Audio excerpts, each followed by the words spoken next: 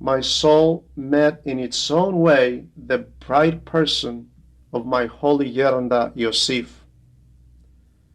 I was the youngest in our synodia, physically and spiritually, while Yeranda Joseph was one of the greatest Haggarite spiritual statures of our times. I have remained close to him for 12 years, a disciple about his feet.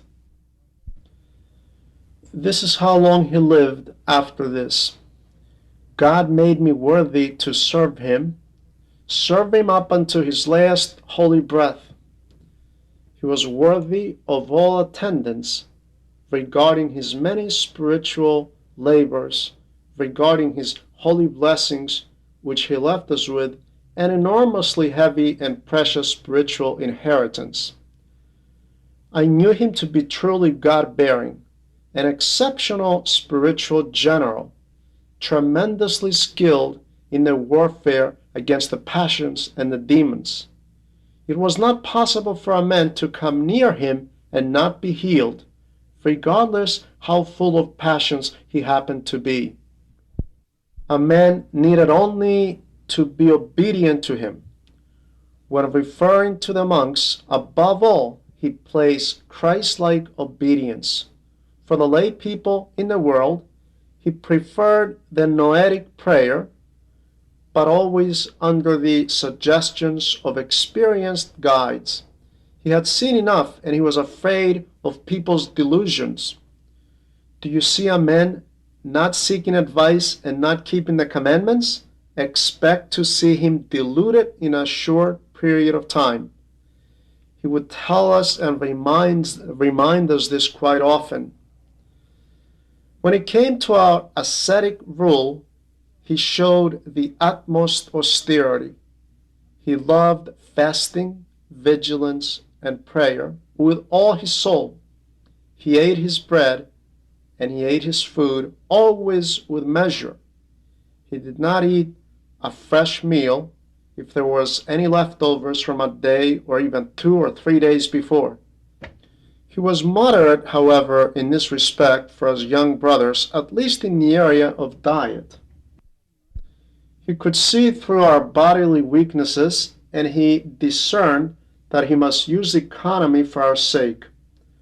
However, it seemed that all his leniency was exhausted in this particular compromise. Beyond this, he was extremely demanding. Not that he didn't know to forgive mistakes or to tolerate weaknesses, but he wished from us to mobilize all the powers of our soul to asceticism. He used to say, whatever we do not give to God to utilize, it will be utilized by the other one. For this reason, our Lord gives us a commandment to love him with all our heart, all our soul, so the evil one does not find a place and rest to stand inside of us. We held vigil every night. This was our typicon. He demanded that we fight to the point of blood against sleep and unclean thoughts.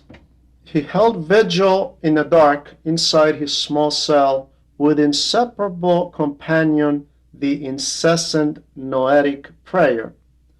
Even though he was isolated inside there, he seemed to know what was happening outside. He knew the way we moved and walked. With one simple glance, he would read our thoughts, and when he saw that we needed a spiritual tune-up, he began to narrate to us different miraculous accounts from the accomplishment of the Agyorite fathers. He was a most graceful narrator. When he spoke, you wanted to listen constantly. However, despite his natural narrative charisma, when he was attempting to talk to us about divine illumination, about the different states of grace, many times he seemed to become frustrated, worried, because the poor human vocabulary could not help him to express the depths of his meaning. He was as dumbfounded as being at a distance far off, not capable of speaking for those things which are found on the super unknown, super brilliant, most high summit of mystical scholars, there where the simple and absolute, the unchangeable and unutterable mysteries of theology are found. My Geronda had not studied theology. However, he theologized with great depth. He writes in one of his letters, the true monk, when he purifies his senses by obedience and hesychasm, and his nous reaches peace and his heart becomes purified, then he receives grace and illumination of knowledge and becomes entirely light, entirely nous, entirely clear, and pours forth theology where if three people were writing, they could not keep up with this current of grace which springs out in waves, spreading ultimate peace and complete immobility to all the bodily passions. His heart is set ablaze from divine eros and cries out, "Hold back, my Jesus, hold back the waves of your grace, for I am melting down like beeswax." And he truly melts, not being able to hold back. And the nous is rapture in theoria and mystical union, and transubstantiates and becomes one with God, not being able to differentiate or to separate himself, as the iron becomes one with the fire when it becomes red hot and assimilates itself to the fire. From these words, it seems that the divine gnophos exuded from the uncreated light was not unknown to him, and certainly not an area outside of his reach, but he knew it as an area and a method of God's presence, as an unfathomable mystery, as an ultra-brilliant light and ultra-apparent, and this because our Geronda knew how to pray. On many occasions, when he would come out from his prayer of the heart, lasting many hours, we were seeing his face changed and illumined.